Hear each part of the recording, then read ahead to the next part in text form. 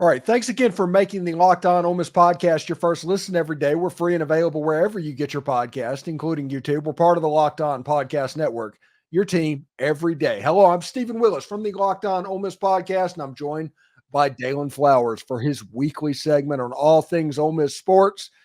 And I think we need to start with Ole Miss getting off the schneid and winning a game that they absolutely had to win against the Missouri Tigers.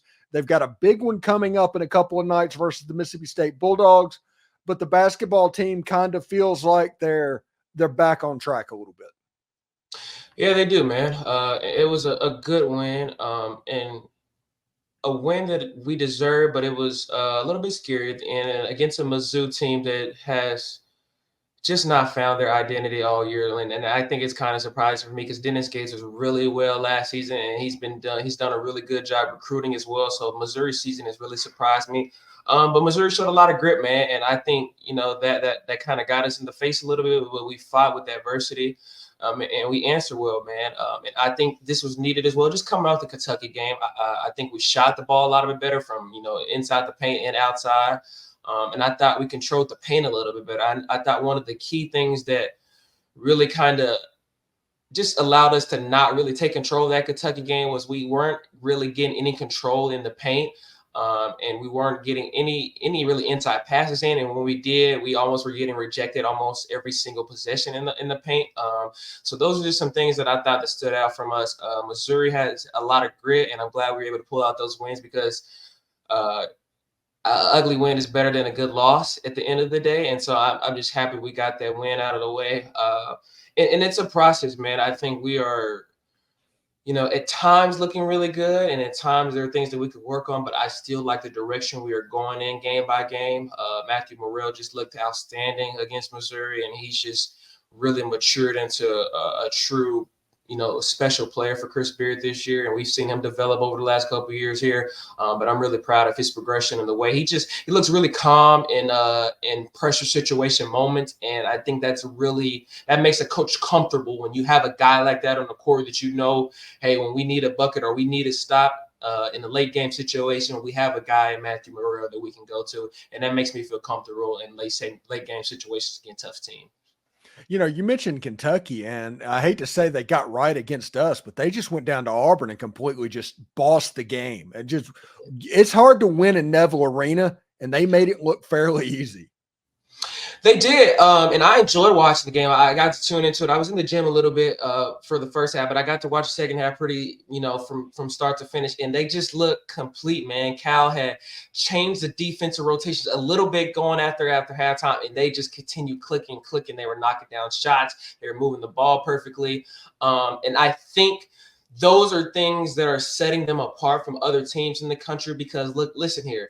Auburn has been one of the best teams in the country, and I think they're one of the sleeper teams going into the tournament this year, and that's just one of the big causes because of their paint presence and their way their bigs play basketball. But Kentucky, and it's funny because we were going into that game against them about a week ago, and we were talking about, they were struggling at that point. I think they lost 3 straight. Can we get Kentucky at a vulnerable point? And now that's how things can change in college basketball, man. Just like that. They're right back in it. We think they can be a really good team. And it's not just because, they've won a few games, but they've been a really good Ole Miss squad. They went on the road and beat an Auburn team that has really dominated a plethora of the SEC teams that they played this year on both ends of the floor. And so Kentucky looks back to where I think Coach Cal is happy with them. And I think if they can continue just playing the way their half-court offense looked phenomenal against Auburn, I think that was the stopping point for them and allowing Auburn not to get back in the game. If they can keep their half-court offense, look at the way they did this past weekend, Kentucky may be a team to look out for in March. Yeah, it feels like they're kind of starting to ramp up a little bit, and hopefully Ole Miss is starting to ramp up that way too. And Wednesday night they face Mississippi State in Humphrey Coliseum in Starkville. This is going to be an unbelievably difficult game for Ole Miss to win. Mm-hmm. Yeah, I mean, Ole Miss probably needs to go. They need to win 4 out of their last 6 games, and the 2 that people are just kind of penciling in L's on are this Mississippi State game and the Alabama game. What do you think's going on? I think it's a big win for us against State. Of course, just the rivalry that we have, and I think it gives us bragging rights, but also I've always been specific about how much winning road games can engage momentum and chemistry throughout a team, especially right now. And even going to Kentucky and even us now, winning games and getting on the right track right now at this moment can change your whole season. If you get hot at this moment and you can find all the keys at this moment, getting ready to go into conference tournaments and then hopefully a chance for us to get into the NCAA tournament this year, it's really hard to stop teams like that because they have a lot of momentum. They're really flowing with their game. And when guys are flowing and understanding where patterns are, we can be really well. Now, I will say one thing.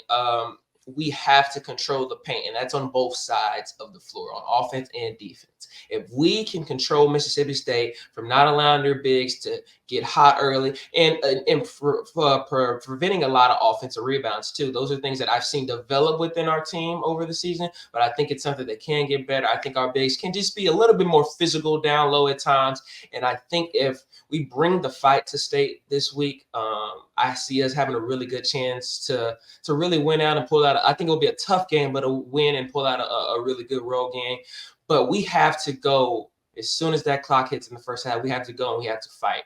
We have to fight like everything matters. And one thing that I think I've said before, but I'd like to mention again is it's foul situations. And I like to see our guys. We got into a little bit of foul trouble the last couple of games. And I like to say things like, when you foul, make sure you're fouling guys. Don't just get a foul and get a ticky-tack foul, and now you have 2 or 3 fouls in the game. If you're going to foul someone, I like to say foul them and make sure they actually have to make it count at the line. And so we can do that well. I think we'll be fine going into this game and going to the rest of the season. Also, just taking smart shots, man. Our field goal, 3-point, and free throw percentages went up tremendously against Missouri compared to the Kentucky game. I just don't think when we miss and take a lot of dumb shots, I think a lot of our momentum goes down, and that's a big part of basketball. And it just gets in our players' heads a lot, so we can take smart shots. And take efficient shots. So it doesn't always have to be a 3 ball. You can take it in the lane sometimes. You can pass it to the post. It can be a mid-range. Develop our half-court offense, and I think we have a really good chance going into State this upcoming week. Speaking of playing State, Coach Yo got a victory in overtime. This is the second straight victory they've gotten in overtime over Mississippi State. And now Ole Miss is probably in the driver's seat for that vaunted double bye. Yeah, I think we are. It was a needed win. State beat us earlier this year, and it was a lot of sour taste. I was lucky to be there yesterday, and I was there Saturday for the Missouri game as well. But yesterday, things were chippy, man. And I don't know if people on TV were seeing that, but the girls were talking to each other on both teams. Even at the start of the game, one of the State players were kind of getting chippy with Coach Yo. So things truly got State Ole Miss rivalry was truly in advance this yesterday. So it was fun. And I think it's a props to Coach Yo for yesterday. She really and Coach for Mississippi State, they really changed their game plan on the second half defensively. But we continue to just get to the hole and take good shots. And our momentum from the crowd, which was really great yesterday, really helped, I think, elevate the girls to win yesterday. Madison Scottman with a clutch bucket yesterday against Mississippi State. And Marquisha Davis, who's been having a great year, went crazy against Florida too and helped us, pull out that win in overtime against Florida. But like I said, even about the boys, it's just the right time to be clicking. And I think we found inconsistency with the girls team, and even just injuries right now. I know Snutta Collins is out right now with what seems to be a wrist injury, but we don't know too much about it. I think if we can continue finding our rhythm, make 3-point shots. That's been a problem, really, I think, with Coach Yo throughout our whole career here. And I thought it was something that really kept us from being great and being elite. And I think if we can just make 3-point shots at a high level, we'll be really elite, and also make free throws. We started the game in the first half yesterday against State 10 for 10 from the line, but I think we finished like 14 for 22. So it was okay at the second half, but it could have been better. And I think that would have allowed the game to be more free for us and allow us to kind of be less stressful at the end. But it was fun. And these are the type of games with that type of atmosphere, these type of teams that allow us to see where we are mentally with our team and how can they go into March. They just went to the Sweet 16 this past year. And so I think the ceiling is even higher this year with so many seniors and even transfers on the team this year. Yes, and just so everybody knows, this weekend from 2 o'clock Friday afternoon till noon on Monday, No audio will be uploaded to the podcast audio sites. We are migrating over from one podcast host to another, and we're doing it this weekend. Other than that weekend, you're not going to see anything. Everything's going to be exactly the way it was. But for this weekend, I recommend everybody go to YouTube if you want to see the interview with Barrett Salee. If you want to see the interview with Chris Childers, they'll be on the YouTube site as well. If not, it'll be afternoon on Monday. Just a heads up on that one. Let's change gears real quick. We're pre-spring, and I always joke about pre-spring football. And anytime there's really two seasons in sports in the U.S. right now. You have football season and you have not football season. And that isn't an insult to anybody else. That's just the reality of what it is. Yeah. Now, so we're going to talk about spring training positions. Which group are you most looking forward to watching when spring practice starts? That's a really good question. And I honestly been thinking about it since I got on and you told me about it.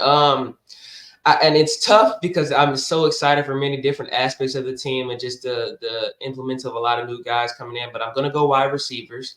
And I just think the opportunity and the potential we have there can be really, really great this year. I think Dart is finally gotten to that point where he knows he's the guy and he knows he's the man, not just here, but around the country. And I know him and Trey Harris have developed a great relationship. Him and Jordan Watkins have. But I'm interested to see who is going to step up and to fill one of the guys like Dayton Wade, who is going to come in and step up and maybe try to help put up numbers like he did or give a deep ball threat opportunity like he did this past season. I'm excited to see Caden Lee come in. I've seen him over the last couple of weeks on campus and even on social media. He's been putting in a lot of work, and I know we saw glimpses of him this past season in games, and I'm excited to see his potential. Really quick guy off the line, and I think he's an exciting player to see on the field. So I think fans should be very excited to see what he looks like coming up in the spring, and hopefully more to come in the upcoming season for us. And of course, I've talked about Antoine Juice Wells and his presence and his confidence and what he brings to this wide receiver group, man. And it's just fun for me, and it really truly is fun because you get this sort of just pure happiness when you get this type of group in coming off an 11-win season for us, man. And the sky's the limit, man. We know the expectations, and I think we've continued to grasp what our offense is under Charlie Wise, and I think he's finally getting a full control over what things can and what they should be here in Oxford. And so I think guys are also buying into that.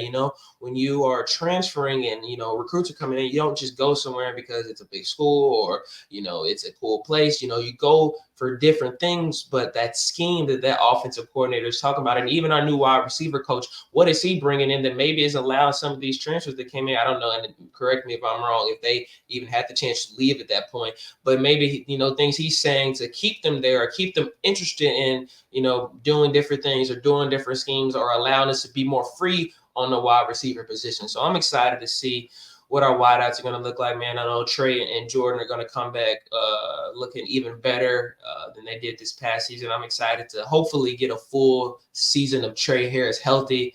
And I'm excited to see that Baton Rouge game against LSU, man. I know Trey Harris has that marked on his calendar. I will be there, and it'll be my first time in Death Valley, so I'm super excited for that. And I just think our wide receivers have a chip on their shoulder. They know what comes with being under a Lane Kiffin offense and what we've developed here. And so I'm excited to see how they flourish under our offense this year. As everybody knows, I'm a super Ole Miss football fan, Ole Miss sports fan overall. I will say my favorite place to watch a football game is Tiger Stadium. I've been down there 4 times. It's been amazing every single time. Just avoid the nosebleed if you can. Yeah, I'm excited for him, man. And I think it's just a testament. Look, LSU fans are great. I've dealt with my fair share of, I'd say, rude ones, but I think that's what comes with the greatness of what we call the love of college football. So I'm excited for it, man. I think both of these programs are kind of at the point where they're ready to get up to that next level. I know Brian Kelly had a weird year defensively this past year for LSU, but I think Brian Kelly's trying to bring in new guys, and he's done that so far, and hopefully they get at least some type of improvement on the defensive side of the ball. I know they haven't. Jay Daniels is going. They're going to be getting that new guy at the number one position for quarterback, but I still think LSU will always be an exciting game, especially on the road for us. It's not an easy place to win for anyone, and so it'll be a fun game for us. Yeah. I tell people all the time when they go down to Tiger Stadium, if you go down there looking for trouble, you'll find it. Guaranteed.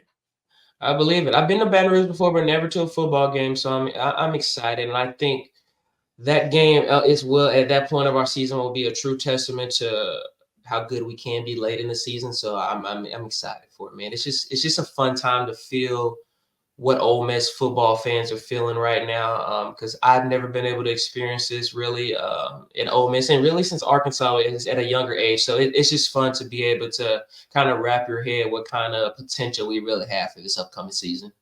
I'm pretty fired up about that. Anyway, thanks for making the Locked On Ole Miss podcast your first listen every day. We're free and available wherever you get your podcast, including YouTube.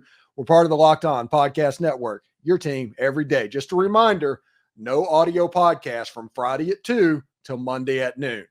That's not going to load at all. So you need to watch the videos on YouTube, and then the videos will end up on the podcast feed. Anyway, Daylan Flowers joined us for his normal segment on Ole Miss Sports. Daylan, thank you very much, and tell everybody what's going on the Dalen Show. We just dropped episode 4 yesterday, which is featuring Donna Terrell. She is a Fox 16 news anchor in Little Rock, Arkansas. Has been there almost 20 years now, and had a phenomenal story. It was fantastic to sit with her and talk with her. And even this episode with her, I got to finally implement some new edits that I have been working on for so long. So if you check the video out on YouTube at the Daylan Show, man, check it out. It's a lot of new edits. It took me a very long time to work on, but I'm very proud of the way it came out. I got to do some different audio qualities as well. So I've been working a lot behind the scenes, and 4 episodes are out right now. I probably will I have a lot going on. Just college is colleging right now. So this week may not come out with the episode, but hopefully be back the week following. But it's a fun time right now. Enjoying it probably more than I ever have so far. Just the 4 episodes I've done so far have just really been fantastic. And I've done a lot of background and behind the scenes work that I, really wanted to do. That's why I took so much of a long break off so I can make the show better as well. And I've done that. And I'm just very happy to see the outcome of it, man. And the love too, man. You've shown me a lot of love on social media, and people have shown me a lot of love, and I appreciate it because I love what I do, but I couldn't do it without the support of people as well. So thank you guys. And it's been awesome, man. I love doing what I do, man. Yeah, everybody that's watching this podcast needs to go over to the Dalen Show and just check that out as well. Anyway, Dalen, thank you very much. We'll see you next week, buddy. All right. Appreciate y'all. Take care.